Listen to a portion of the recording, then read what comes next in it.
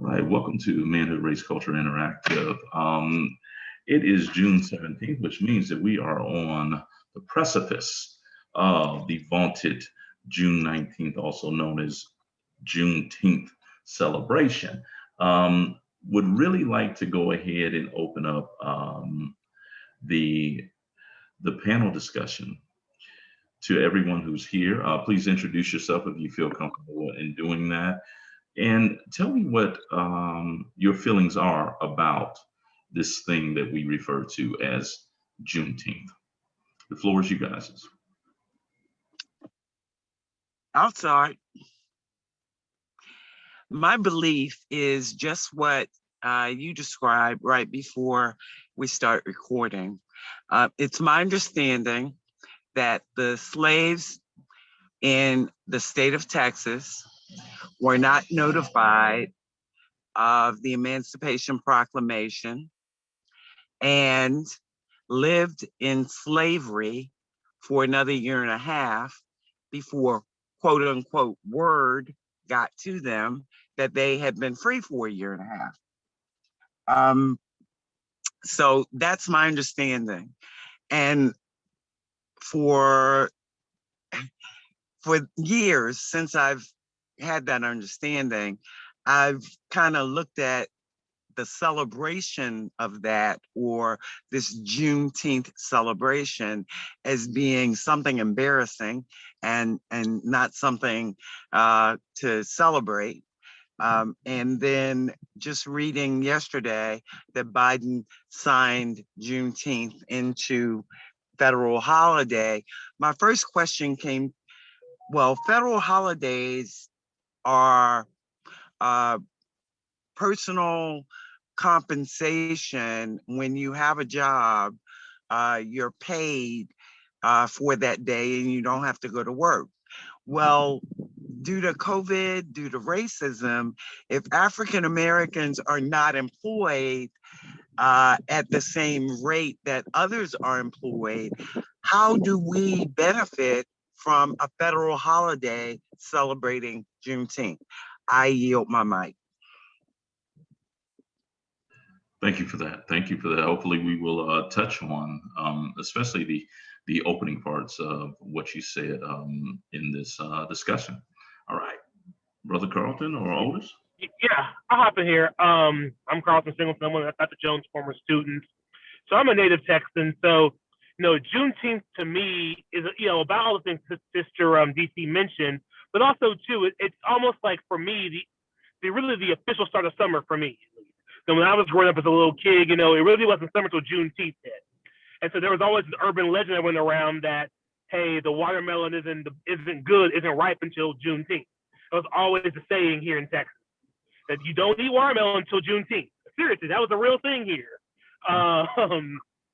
But and I say it facetiously, but for us, that Memorial Day I really didn't have a major connection with. Juneteenth was my start to summer, in a lot of ways. And yeah, it is about the slaves not finding out that they were free, but I think it goes a little bit deeper than that. Because if you dig into some of the old articles from those times, the slaves actually didn't know they were free. They didn't have the ability to get themselves to be free. It took the Union Army landing in Galveston to free them. I think that's the part people forget. The campaigns through Texas were not as successful as they were in Mississippi and Alabama and Georgia during the Civil War. So it's a little more complicated than them finding out that they are free. It was literally, it took the force of the Union Army landing in Galveston to give people the kind of almost like the look around, like, oh, okay, things are good. We have somebody here to protect us. President Biden signing that piece of legislation today or yesterday, whenever it was, it's a little complicated for me, because what we're seeing now is states passing laws against banning the 1619 Project or the teaching of critical race theory. So it's kind of to me ass backwards to celebrate a holiday that we can't really talk about in schools. That certain states want to ban us talking about it all. So we can't talk about the reason why Juneteenth exists and where it comes from and the significance of it, because people feel uncomfortable talking about the evil their ancestors may have done against our people. So you know, I mean, I guess I get the point of them doing it, but I kind of feel like it's a waste of time, especially if you're going to, you know, especially if you're going to pass legislation like that they passed in Texas and throughout the South against teaching race theory. And with that, I'll yield my mic. Right, thank you, Brother Carlton. Brother Otis, the floor is yours. Yeah, I like what Brother Carlton said. I know when I was younger, I heard about Juneteenth, and as I maybe in high school or not, I was more embarrassed by it because you thought it was like, well, why did they know they were free? That's how it kind of spread. But just to piggyback on what he said, you know, most folks don't know that, you know, well, the army coming down there to really enforce that freedom, so to speak, and to help them see it through. And I think that's just so symbolic of, you know, of what Black folks need today. You need more federal government help if you want to make equality stick. You need commitment from the government. You need commitment from policy that's going to help see these things through. And maybe you might be able to get some traction with some progress. But you can't do that for a variety of reasons. And right now, I was a little bit cynical about the holiday. I'll go back and forth about it right now, but just with that notion in mind, it is a great point to educate from. If you keep to that focus about how, you know, you needed the Union Army down there to enforce this, and that just makes Reconstruction look that much more important. How imagine what would have happened if they stayed there and were able to complete what they set to do, and things would probably be different. And I yield. Okay, thank you all for your contribution. Carlton, I had definitely never heard something about you ain't supposed to eat watermelon before June 19th. That's definitely. Yeah, it's a real thing, you know, especially around him, especially in your area in Prairie View, around Hempstead and Luling and Lockhart and all through there in that part of Texas. It always was said you do not eat watermelon until June 19th because it's not ripe yet. I don't know where that came from. I'll have to look it up and figure that out. But that's always been, I've heard this. I was a little boy, that you don't eat watermelon until even, it's funny, my brother brought watermelon to my parents' house about 2 weeks ago. My mama had a stroke. Said, what are you doing? It's not Juneteenth yet. What's going on? No, throw that thing out. It ain't right. Wow. Okay, let's discuss this thing, this historical moment of Juneteenth.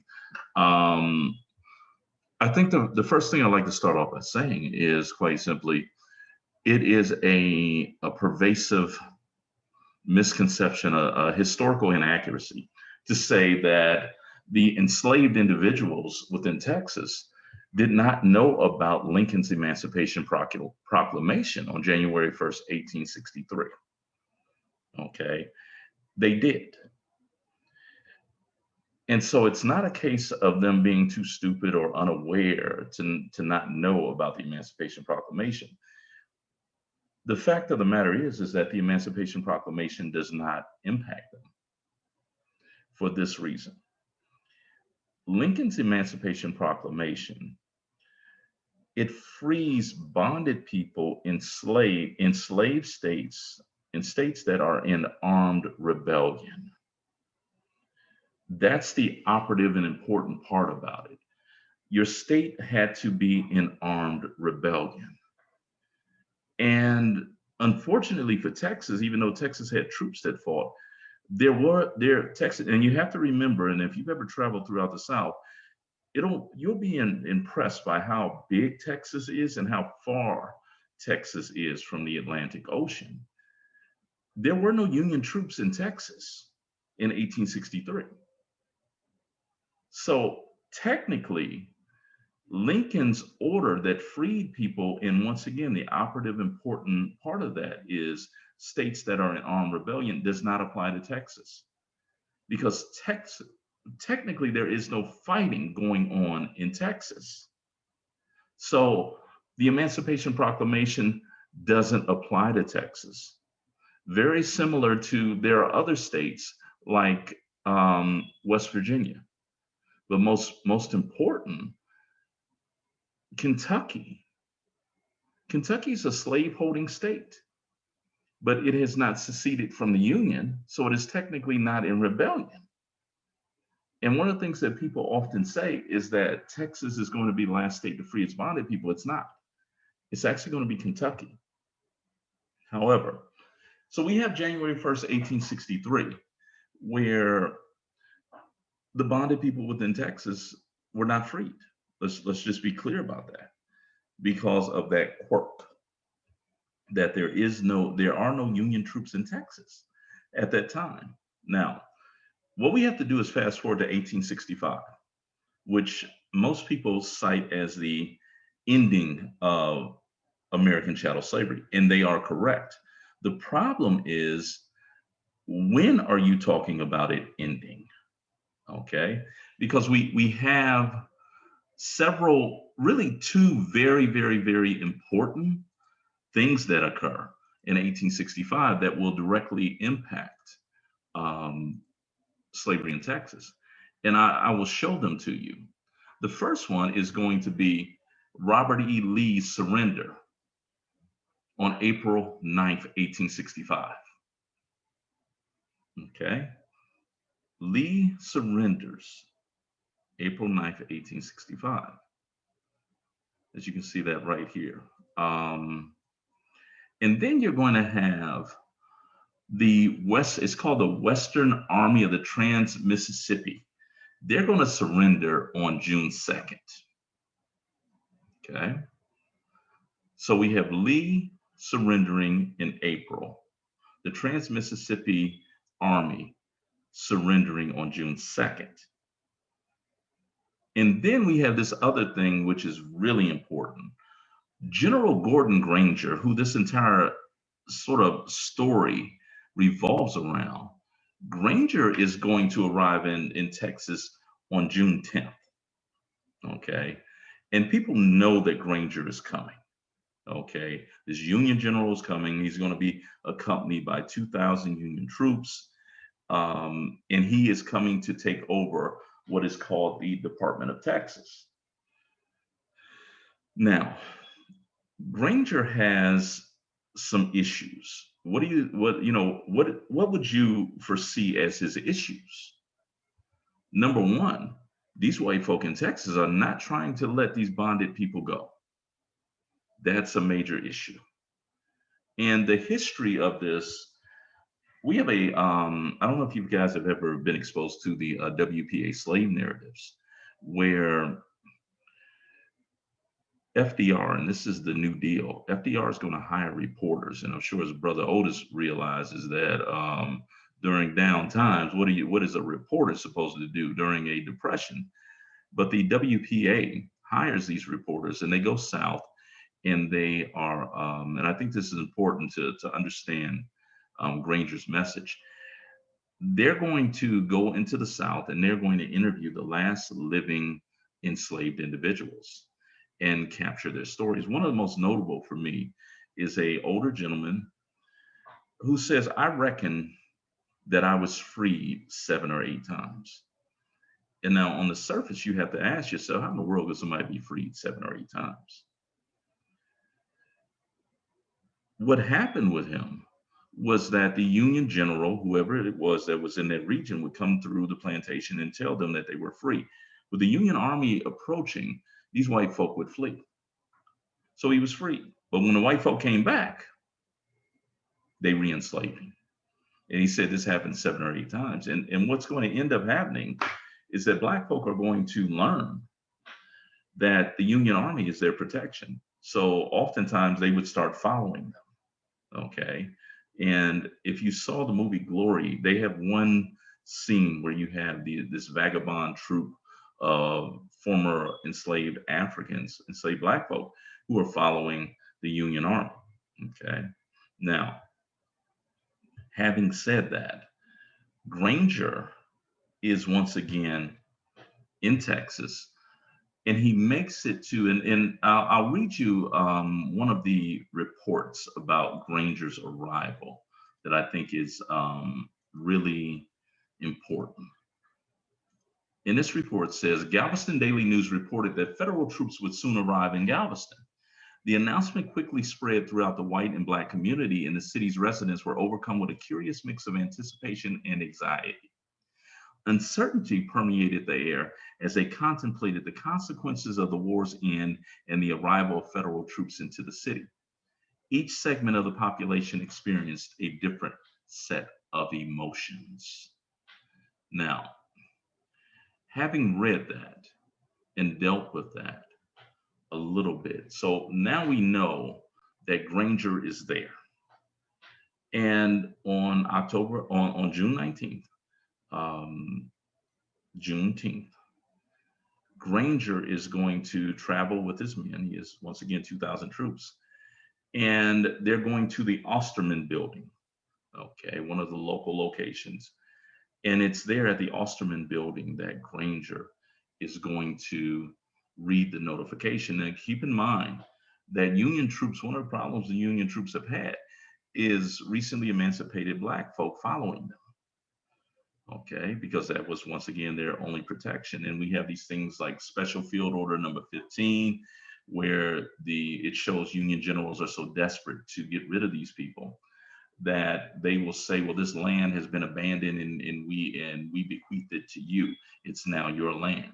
And of course, bonded people knew nothing, didn't know much about legal rights and what have you. So they would stay on the land and not follow the Union Army. I think that's important to really understand Granger's message. And what Granger reads is not the Emancipation Proclamation, like a lot of people seem to believe. That's not what he reads. What he reads is a different document. And that document is called General Order number 3. Okay, General Order number 3. And what Granger says with General Order number 3 is the people of Texas are informed that in accordance with a proclamation from the Executive of the United States, all slaves are free. This involves an absolute equality of personal rights and rights of property between former masters and slaves. And the connection heretofore existing between them becomes that between employer and hired labor. The freedmen are advised to remain quietly at their present homes and work for wages. They are informed that they will not be allowed to collect at military posts and that they will not be supported in idleness either there or elsewhere. And after this message is read at the Osterman building, Granger and his troops will go to a local courthouse, the customs house, and a Negro church and read the same message. We have a situation where Granger will spend the next 6 weeks, the entire length of the summer, reading General Order number 3 throughout Texas until he feels and they feel it's spread throughout the entire state. Now, this doesn't end slavery in America. What ends slavery in America? What do you think ends slavery in America? Because keep in mind, there are some places that were not touched by the Emancipation Proclamation. The thing that's going to end it is actually going to be the passage, the ratification of the 13th Amendment. And the 13th Amendment is not ratified until December of 1865. And that's when the bonded people, places like Kentucky, West Virginia, that's when they finally are freed. But if you read the 13th Amendment or you watched Ava DuVernay's excellent documentary titled 13th, you'll find that the 13th Amendment abolishes slavery, except for in the case of enslavement of prisoners. If you are a prisoner, then you can be re-enslaved. That's actually the language that is included in the ratification of the 13th Amendment. And of course, Southern states are going to go a great measure towards criminalizing Blackness. Now, having said all that, to move the conversation back to Texas, Galveston, Houston in particular, the slave owners, the former slave owners, they're refusing to honor General Order Number 3. And they're going to make these people continue to work because you're on the edge of harvest season. They need that labor to force them to harvest. And if you reflect upon General Order Number 3, what Granger is saying is you're now worker, owner and worker. So now you need to go ahead and you need to sit down and carve out a labor contract. And of course, and I hope that this is one of the ways that this discussion can be sparked. You're going to have a situation where these people are largely illiterate, and you expect for them to enter into a labor contract. And Lincoln's Freedmen's Bureau, you got to remember that Lincoln is killed in April of 1865. Technically, Lincoln's not president when with the ratification of the 13th Amendment. So, Black folk are in many ways in trouble.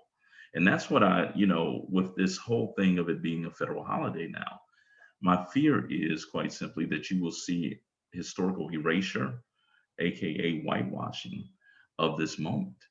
And people will begin to talk about it and consider it as if it is not as bad as it actually was.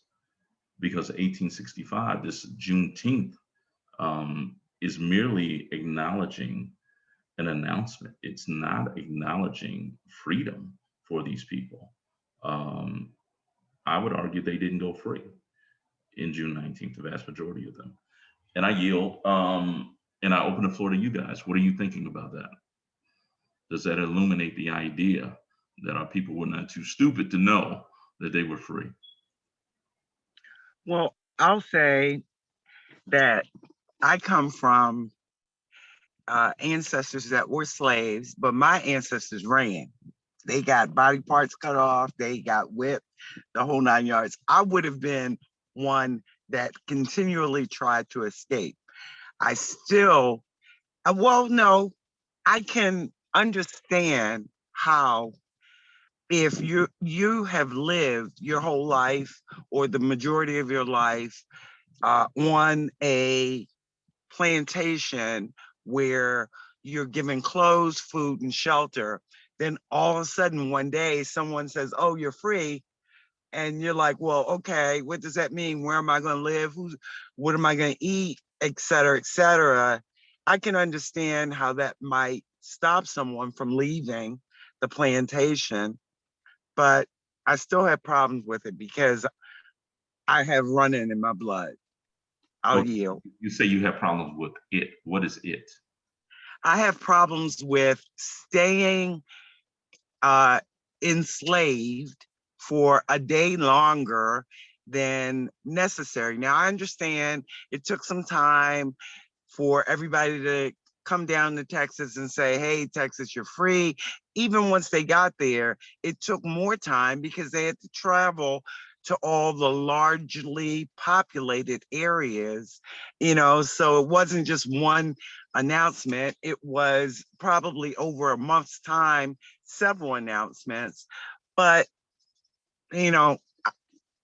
I'm there and I'm trying to get away before the Emancipation Proclamation. So, again, I can understand both sides. Yeah, like I said, the expansiveness of Texas. I remember I was going to visit my aunt. I have an aunt in Memphis, Tennessee, my Aunt Deborah. And I told her when I was leaving, and I got caught in traffic trying to make it to I-10. And so I'm talking to her, and and she would call, and where you at now? Just trying to check on me. And maybe 5 hours later, because I hit traffic on I-10, I had to tell her, I said, I'm still in Texas. And she said, what? I said, I'm still in Texas. And so Texas is unconscionably big. If you look at a US map, a quarter of it is Texas, to be honest with you. Not a quarter, James, but I understand that. I lived in Texas for 13 years. Think about going from the Atlantic Ocean to the Pacific. I drove across Texas A quarter of on that? I-10. You know, I drove across Texas Yeah. to get to Arizona, so I understand that. How long did it take? I had to split it in 2 days. I drove 8 hours, got a hotel room, got up the next morning, and drove 8 more hours. Yeah, Beaumont to El Paso is about 12 and a half hours with no traffic. With no traffic. Beaumont to El Paso is over 12 hours. With no traffic. Yeah, and that's a clear shot if you don't hit any traffic. I mean, Texas is expansive. And I always think about that and ask myself, where could they have escaped to? Well, hold that point right there, Dr. Jones. Well, you have to realize also too, slavery wasn't as widely practiced in the Rio Grande Valley. Mm-hmm. Because of that. So because there was a rule in Mexico, if you escaped to Mexico, you were free.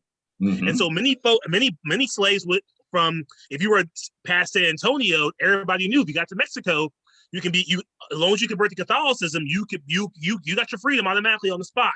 So that being said, there are certain places where slavery wasn't even practiced at all, particularly along the border of Mexico, and then parts of West Texas as well, where it wasn't as practical because it was more ranching type thing. So the idea of slavery was more a Houston, Dallas, Piney Woods type thing. Because once you got past Austin and San Antonio, there's really nothing out there. So getting to Mexico, it was possible, you know. Now in this part of the state where you and I are, slavery was widely practiced, and widely used, because they were more focused on cash crops versus cattle, out in the San Antonio region and on west from there. Mm-hmm. Mm-hmm. Go right ahead. Keep going, Sister DC. You said that you have running in your blood. Yeah, you know, and I don't even know why I moved to Texas with that being said, but I did not hear about Juneteenth until I lived in Texas a couple of years. And I'm like, oh, this is really stupid. You know, they were having these parades in Dallas, Fort Worth. And I'm like, oh, that's just crazy. And, you know, etc. But, you know, I can understand both sides of the coin as you've helped me understand it. I got run in my blood. I would have probably been killed because I would have continued to run. But I can also understand that you wake up one day and you're told, get off this land. You're no longer my property. You're on your own. You got to make your own way. And you're like, what am I going to do? You know, I got to eat. I have babies. I have children. I have old people.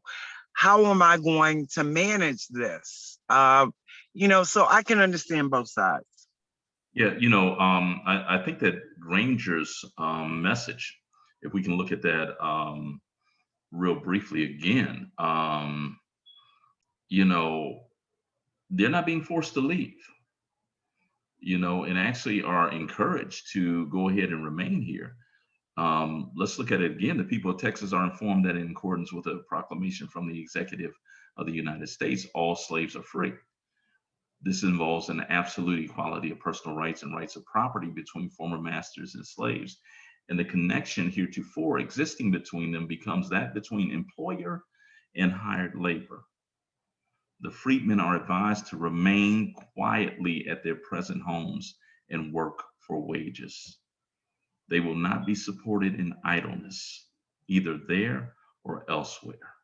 So, you know, I just finished writing a piece, a journal article about this. That's actually what I'm showing. And, you know, you have this moment where, see if I can get that off of there. Okay. You have this moment where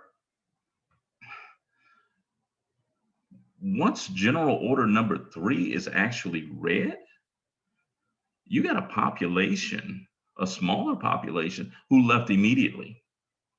They were gone. They were probably, you know, your ancestors, Sister DC. They left because they were on their way to find their family.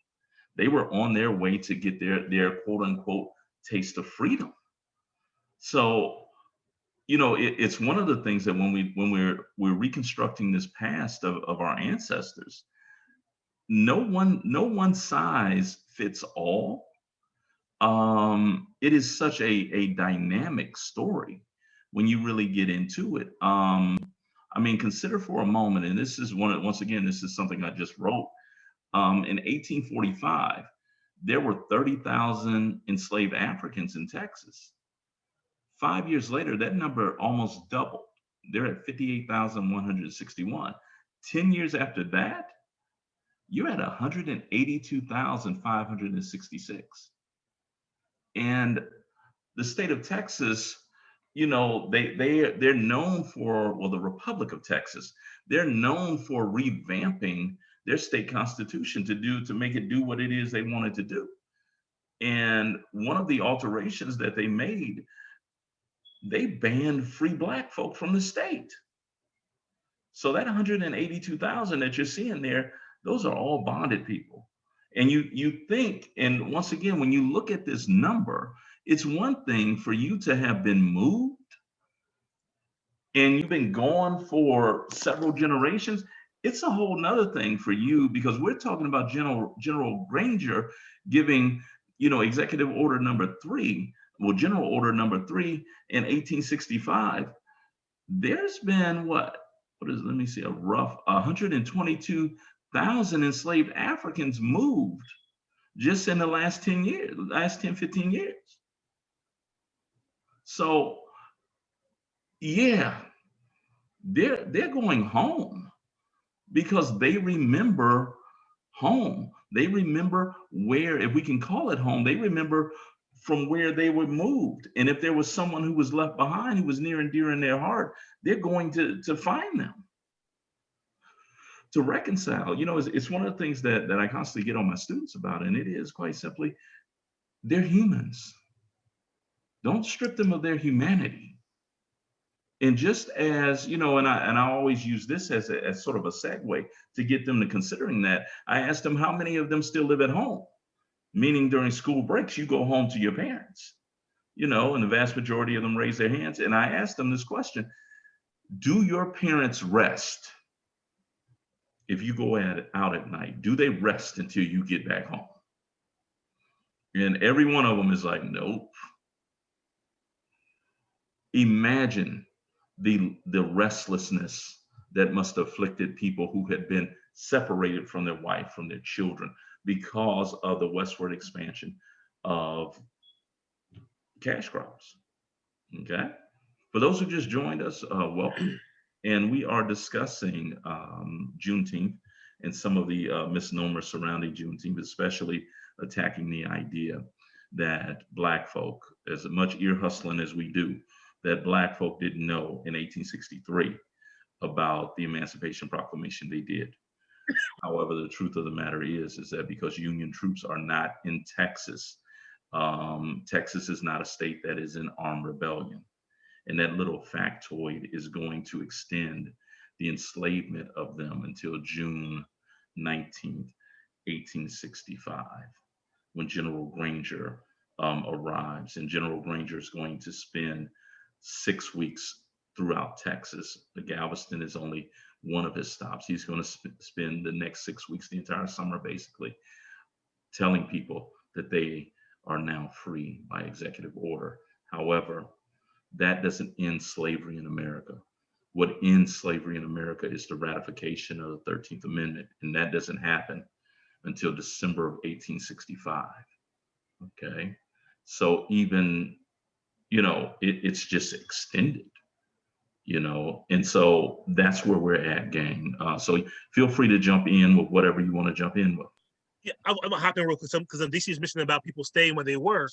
If you look in Houston, in particular, where slaves were, you had this community building up around Jack Yates, in the 1860s as well. Brother, so please refer to your ancestors as enslaved. sorry. So my enslaved ancestors, excuse me.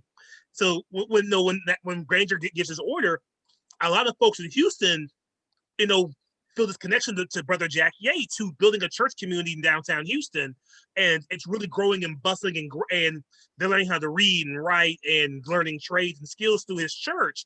So I was like, where am I going? Like, I'm getting what I need to build my community, to build myself and build my community here. Where am I escaping to? Where am I running away to?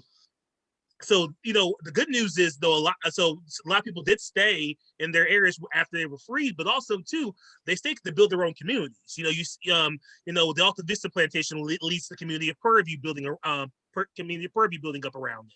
So there's a lot of different things that happen. It's a really complicated picture, because if I put myself in their shoes, I'm looking for all the Black men I can find, and we're gonna try to do something and build something together. Because I know I can't do it by my damn self. I know the first idea is to run far away as far as you can get to. That's the natural biochemical reaction that anybody would have to being enslaved. But also too, thinking about, hey, I need these men or these women to help build a community together. I think that tied a lot of Black folks and a lot of former enslaved folks to their communities before, and why they didn't leave as well.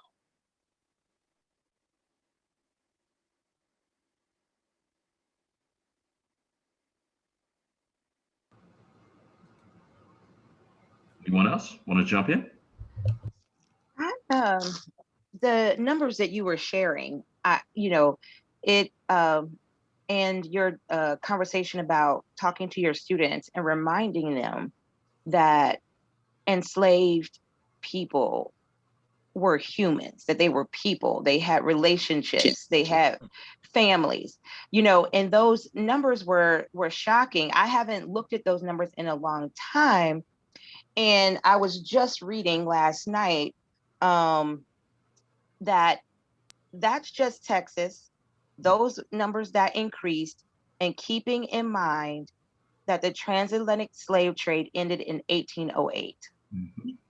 And those numbers are increasing. So these are not people who have been stolen from other parts of the world that was causing that increase.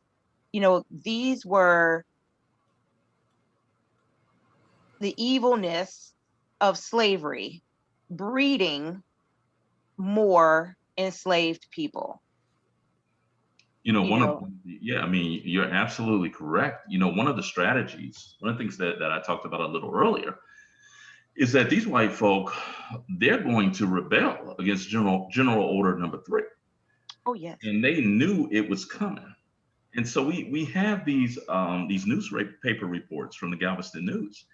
And one of the solutions for them, I'm taking mine to Cuba. I'm taking mine to somewhere in the Caribbean. Yeah. And they were willing to do whatever they could to extend this whole thing. And when you think about it, and this is one of the things that we certainly need to talk about more, is the essential nature of the African, not only in regards to labor, but in regards to know-how and knowledge for this nation. I remember having a debate with somebody. I won't say what race they were, but things got kind of contentious.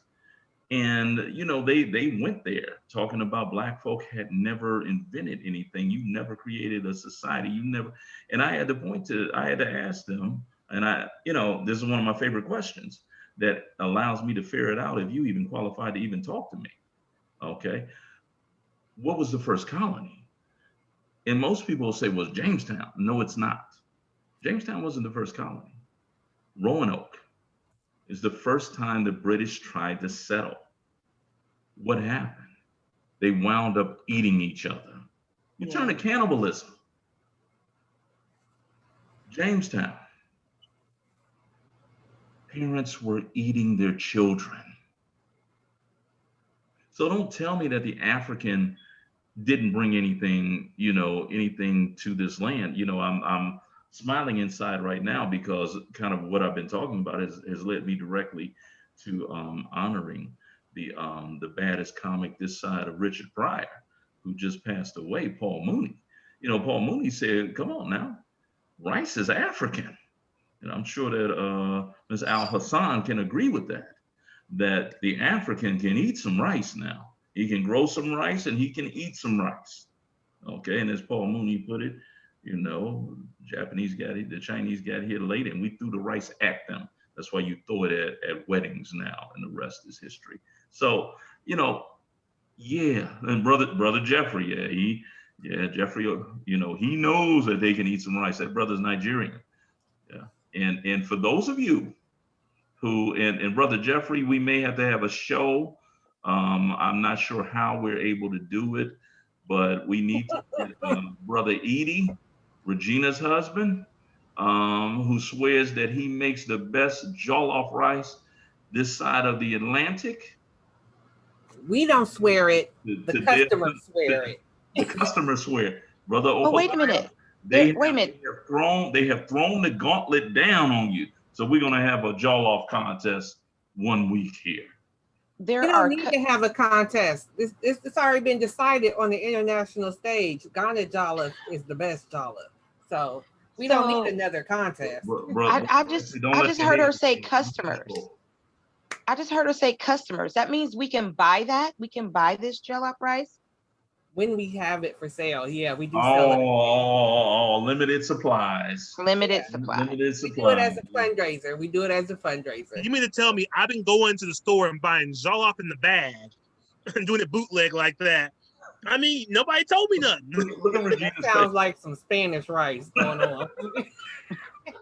Which is not bad. It's just not the same. It's not jollof. Yeah, you can buy it in the map, like Mexican rice.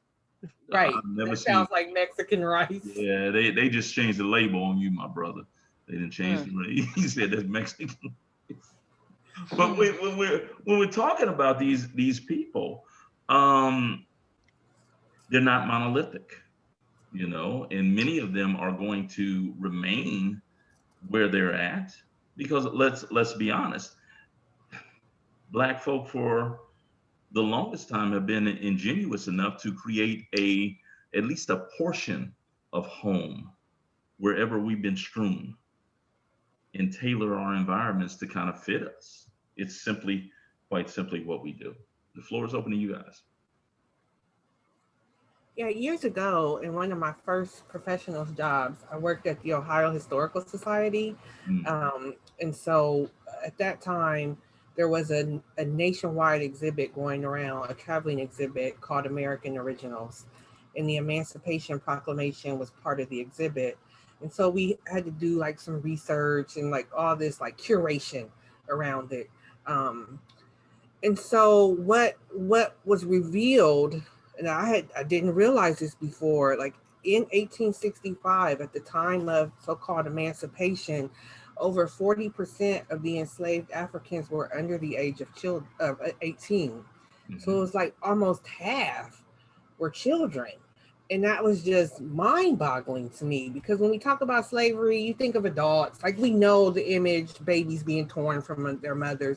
We have that image, but the actual everyday, like children, like for real, 2-year-olds had slave tasks, you know, like that to me is just, I can't even really wrap my mind around that. And so when we talk about hundreds of thousands, millions of people just being set out, and a good almost half of them are babies, mm-hmm. You know, that it's like, what do we expect?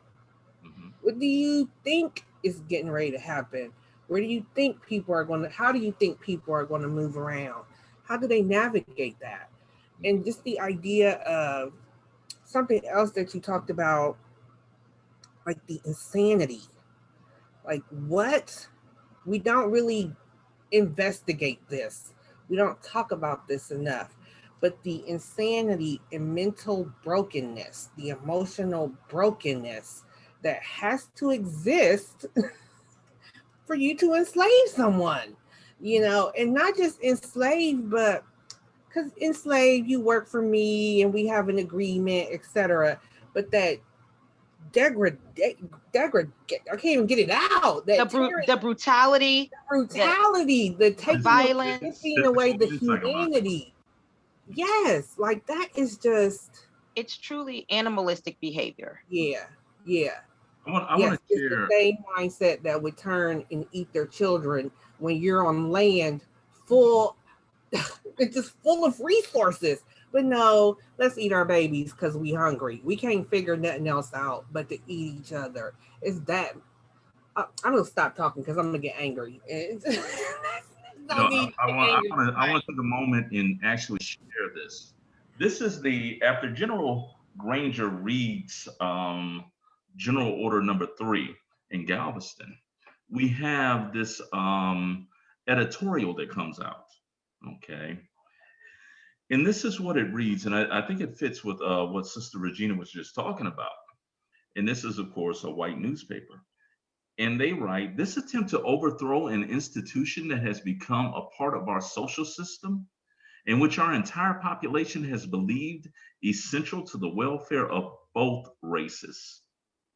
And all we can do in our present entire dependence on the clemency of our conquerors is to repeat to them what we have been urging for so many years, that the attempt to set the Negro free from all restraint and make him politically the equal of the white man will be most disastrous to the whole country and absolutely ruinous to the South. That is exactly how they thought. That's exactly what they believed. They believed that the institution of slavery was advantageous to both white people and Black people, because Black people were substandard, subhuman, and needed someone to take care of them as well as to control them, and so without the structure and confines of slavery, it would be just disastrous, because the white people of the South would not get to maintain their superiority and economic advantages that comes with making people work for free. And Black people didn't have the capacity to take care of themselves, and so it would be just ruined for them as well. It's really a backward way of thinking, that it is advantageous to another group to be subjected to the most inhumane treatment, that someone can imagine. That is not beneficial to them. I'm with Regina, to be so twisted and morally destitute that you would think committing rape and murder and violence against a people is to their benefit. It's outrageous. Well, that's why we can't talk about it. And that's why we can't talk about it, right? Yeah. We're seeing the passing of these anti-critical race theory bills. Why? Because again, it's going to show how evil your ancestors were. Yeah. I'm sorry. It's a fact. I mean, we can't heal until we have those painful conversations about things that happened in the past. Exactly. We can't heal, we can't grow, we cannot grow as a nation. And until we have these deep, painful, hurtful conversations and restitution for these evils, we're always going to be in these cycles, these constant cycles. We get a little bit better, we do a little better for about 5 minutes, and we fall right back into our usual BS. Because again, we refuse to learn our history and understand our history, understand what the legacy of said history is. But I would challenge that and ask you this, Brother Carlton, and this of course goes to everybody in the room. Do we ever do a little bit better, or do we just stop talking about it and ignoring it? We just stop talking about it. Yeah, we don't do better, especially if you look at it on a global scale.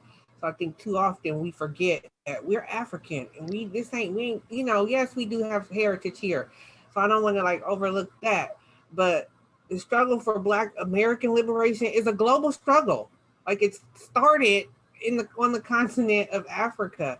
And so as long as we have freedom here, and it may feel like, oh, everything's good, we got civil rights, blah, blah, blah, but we still have Black people around this world that are struggling for basic liberation. They're still being held enslaved in Senegal. They're still, we can go down the list. And so, no, it hasn't gotten better. and I don't buy the argument that white people don't really understand how evil they are. I don't buy that. I think they know. Right. They know. They know. They know And their that's history. right. They know. And that's why there's such opposition to even discussing it, and teaching anyone the real history of the United States. It's because they don't want to be confronted not only with that history, but how systems that are in motion still today are directly descended upon that evilness that their ancestors perpetrated against ours, and that they are still benefiting from that right now today. And that Black suffering in this current context is a real thing. Yes, people have freedom of movement, but when there's no place to go, you know what I'm saying?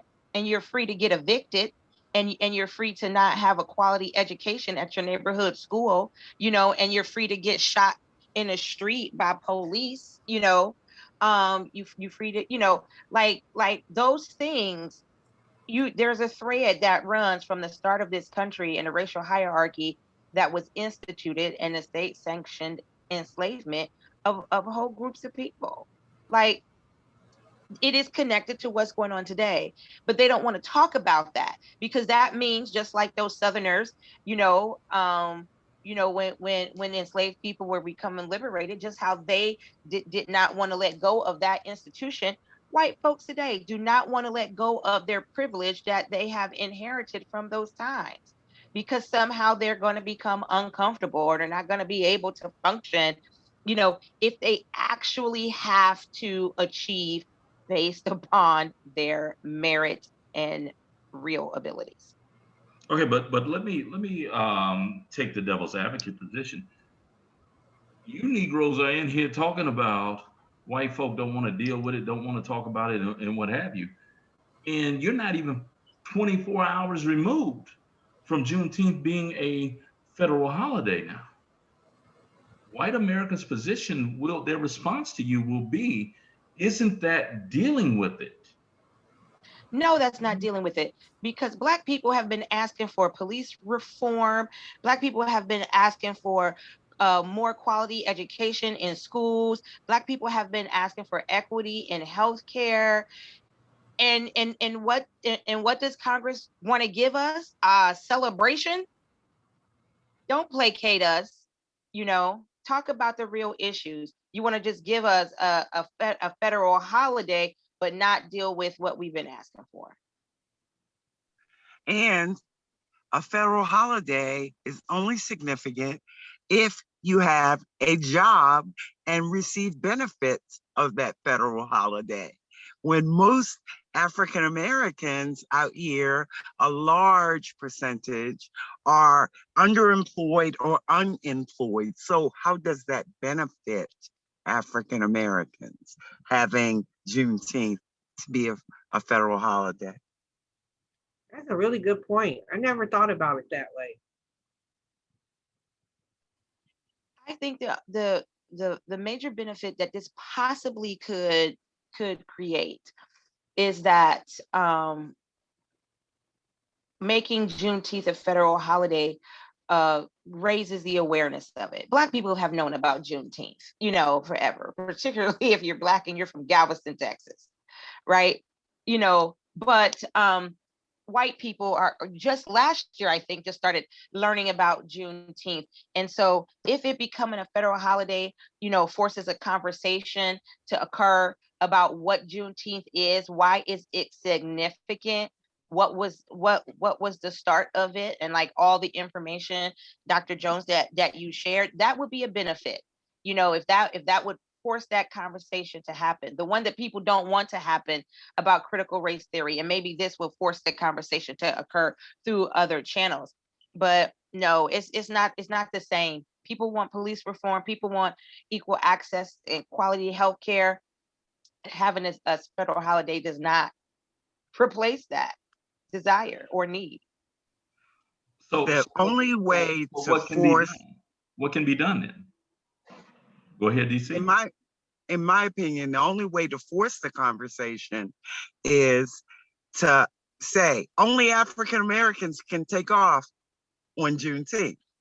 Then the white folks are going to want to know, well, what's Juneteenth and why can't I benefit from it? And what do I have to do to benefit from it, etc. Otherwise, people are taking off. Oh, it's a federal holiday, like Martin Luther King's birthday.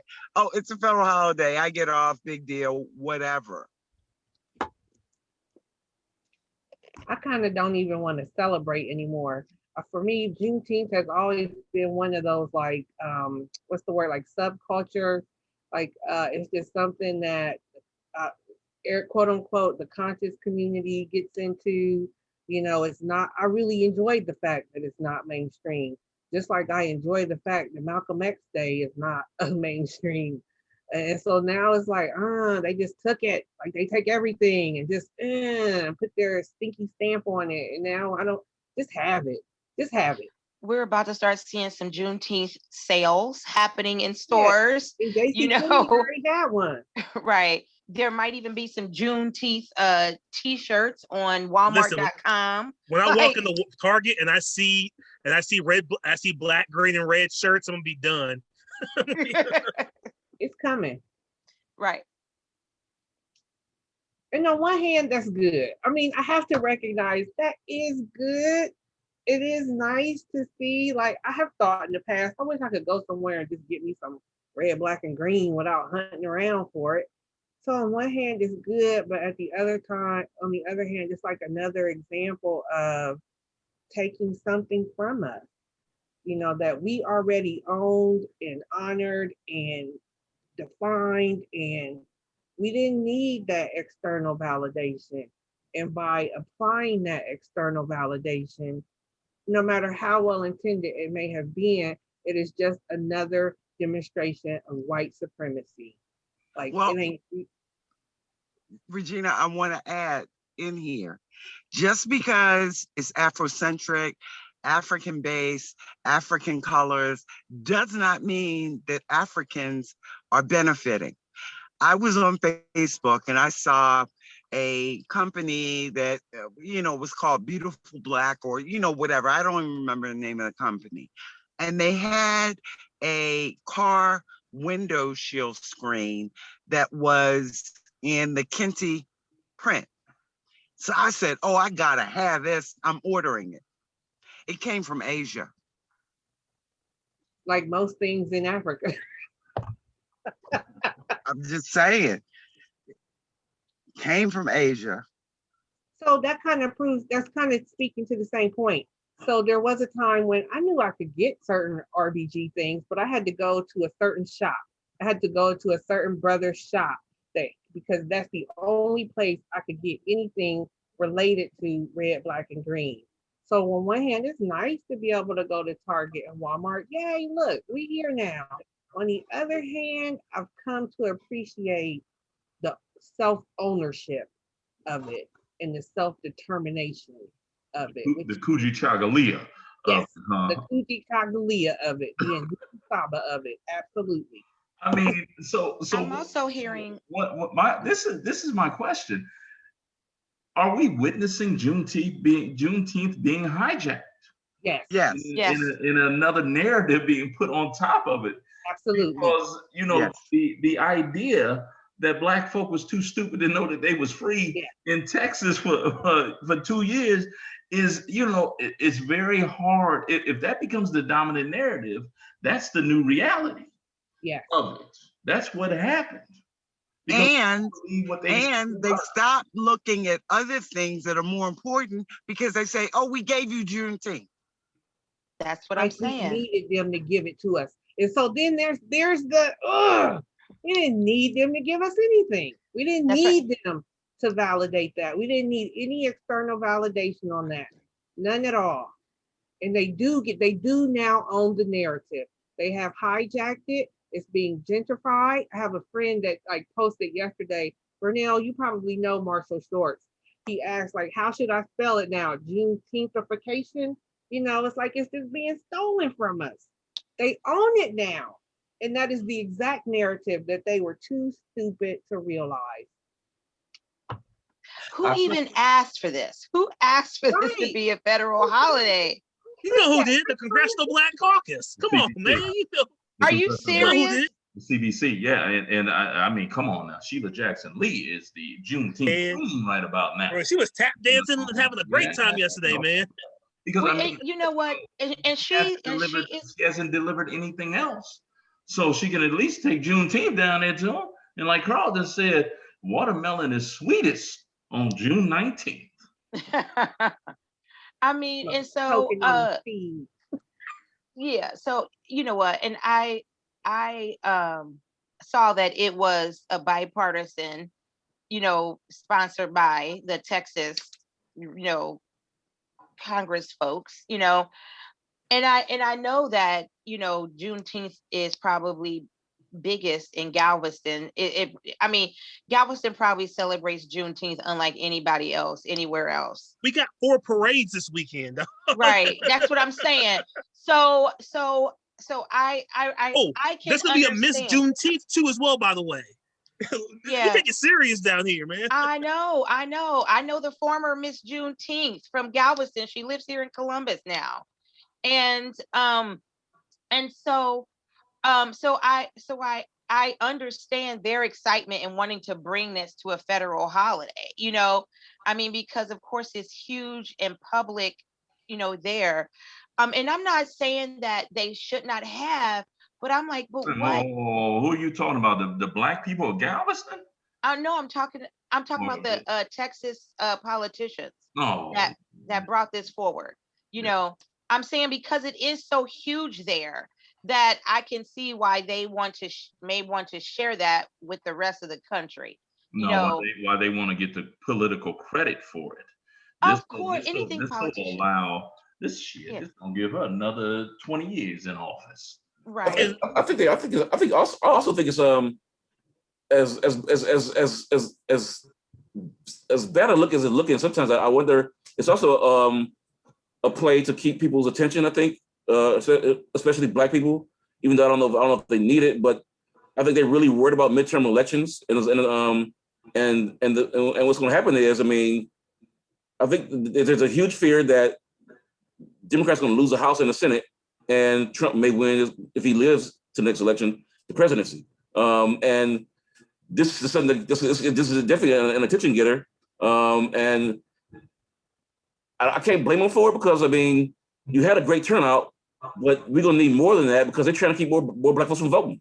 And the sad thing is, in order to get into true progress, you gotta keep debating certain aspects of your humanity to get policy passed, and you need votes. And the sad part is the white folks who went on all these marches for George Floyd turned out to be bad.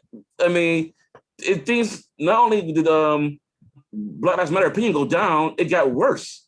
And so it just proved that these white people ain't shit. It's like we can't depend on them.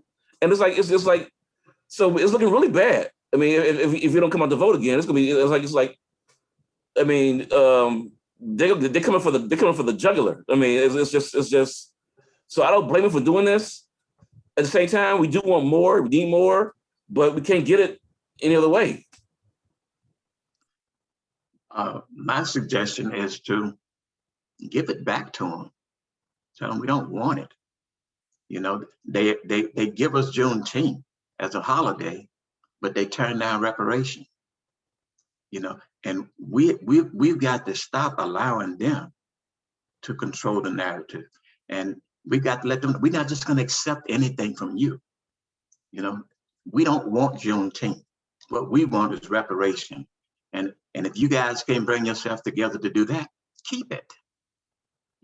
We are already celebrating Juneteenth anyway. We don't need it as a federal holiday.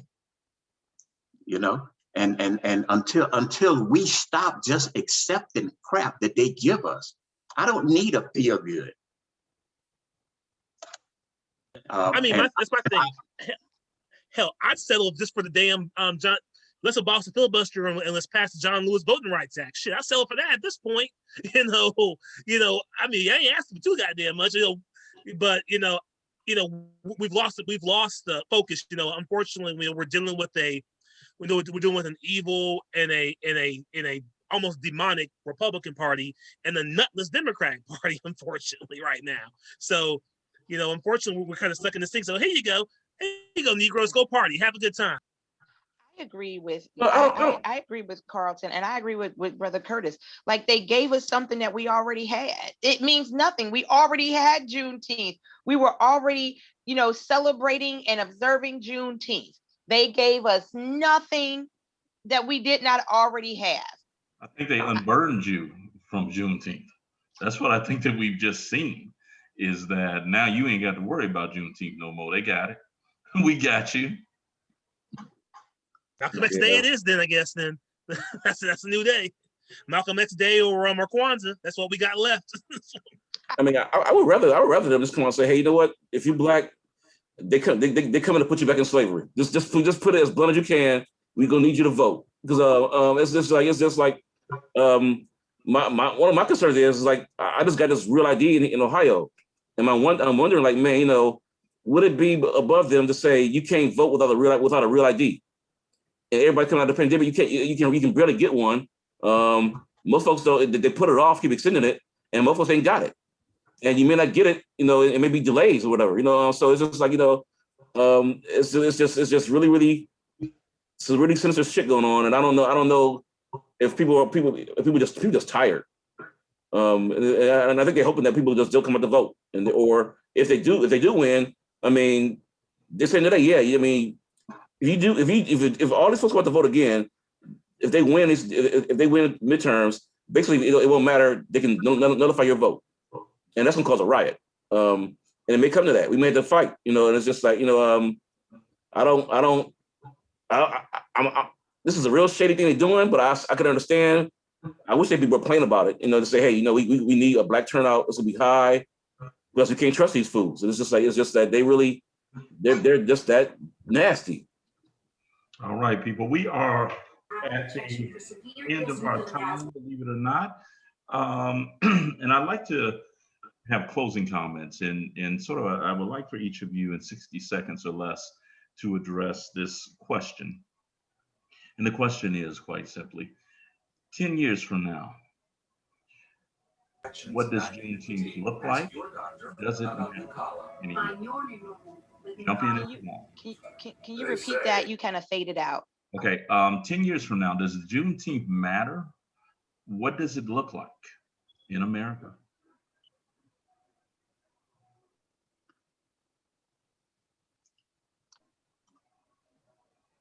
I'll start. I know I'm new, and I like to thank y'all for allowing me to be here. What I would suggest is that we take everything that our enemy give us, whatever thing they throw at us, and we use it to our advantage. How can we use Juneteenth or any other alleged holiday that they give us? Is that I think that we should use it as a day to meet, because we all got off work. We should use it as a day to meet and plan our future. To heck with celebration. Thank you, kindly. All right, thank you for joining us tonight, my brother. Next person, 10 years from now, does Juneteenth matter? What does it look like? I'll go next. Okay. Go ahead, Carlton. No, go ahead, Sister G. Go ahead, Sister. You got it. Yeah, real quick. Juneteenth is just going to be like President's Day 10 years from now. There are going to be sales. Macy's is going to have red, black, and green, everything on sale. Toasters, blenders, whatever. And it's an insult. It really is. That's all it's going to be. White people are going to benefit from it more than we benefit from it. And it's just going to be another one of those days that folks don't have to go to work. I yield. Thank you for that, Sister DC. Who wants to go next? I think we'll be doing the same thing we've been doing in the last 40, 50 years. Police brutality, the voting rights, Roe v. Wade. It seems like it's just going to be a continuation. Music was important to both of you. All right, next person. I'd say it'll just be a bastardized day. Essentially, just like any other day. You know, me, I'll still be grilling and firing up the grill on Juneteenth. You know, doing what I've always done since I was a little kid. But I think, unfortunately, I think sadly the misconception is going to spread because, again, you know, we have the attention span of a mouse. So whatever gets out in 15 seconds is what's going to be perceived around the nation. So I don't think you're going to get too much out of this, much at all. So what I would say to you is, use it as a time. I hope Black folks use it as a time to educate their own about what really happened. But the rest of the nation's not going to have the time or have the attention span to really learn and take a deep dive into what really happened. And we'll value that. All right, thank you, sir. Anyone else? I think at best, we'll see Juneteenth becoming like Martin Luther King Jr. Day, where you'll have this commercialization that is happening. But then you'll have pockets where communities will be coming together to talk about what it means, to educate, to plan, just like Brother Curtis was saying, he hopes it will be. So I think you're going to see that kind of hybrid thing happening. What I hope personally happens is that Juneteenth becomes like really, Juneteenth is like the ultimate American holiday. That is because it is the struggle of African Americans in this country that truly embodies what America says it is on paper, in terms of the pursuit of liberty for all people. Because that's what our struggle embodies. That's our struggle. And that's what America is on paper. That's not how white people act, have acted in history. And so I think Juneteenth could potentially be like the ultimate American holiday. Thank you for that, Sister Vernell. Anyone else want to go? All right, I will, before we close out, I'll give it a shot. My fear is that Juneteenth will, Brother Otis, you want to go? Yeah. I was going to say real quick, win or lose, I think we'll be celebrating either way. It'll still, even though it may be a bastardized holiday, I think Black folks will still do their own little thing with it, in midst of all the other confusion, just like the 4th of July. And if we lose politically, in a sense, we're going to be pretty much rallying again, probably. Or if we win, we're going to be fighting off bigots because these folks are ready to to take some stuff out to the streets, probably. But so yeah, I think it'll be a sale either way it goes. Okay, thank you for that, Brother OG, Triple OG. I've thought about this, and here's really what I came up with is quite simply, I hope that the pattern of national, even federal level recognition being the equivalent of the death knell of individuals is not continued with Juneteenth. When you really think about it, Dr. King's Day that Black folk fought for is now really just another day for so many people. And by these people, of course, I'm dealing with Black folk. I'm hoping that we can maintain the narrative of Juneteenth and be able to pull people's coattail and say, no, young brother, young sister, that ain't what it's about. Let me talk to you a little bit. We have to, as with all things, we've got to be very aggressive, very strident, straightforward in regards to honoring our ancestors. And until we really begin recognizing that that's what we're doing, is simultaneously honoring our past and paving a path for our people to go forward, sort of the Sankofa construct, we're going to struggle. It's upon us. Nobody is coming to save us. And I yield with that. And so we will have Brother Carlton take us out of here. The way that we end this, and those of you who are pretty sure everybody here has heard our ending. They usually hear Brother Muhammad do it, but I'm not sure what happened to him. So, Brother Carl. Yes, so I will do my best. I will do my best, despite the fact that I don't have his enthusiasm, but I'll give it my best. So thank you, family, for coming out for this panel tonight. And as we always say, you kill the nigga in you, I'm going to kill the nigga in me, and our God will reign supreme. We are Black first, today, tomorrow, and forever. Love your family. Peace and blessings. Assalamu alaikum. Shalom. Thank you, my brother. Love you all.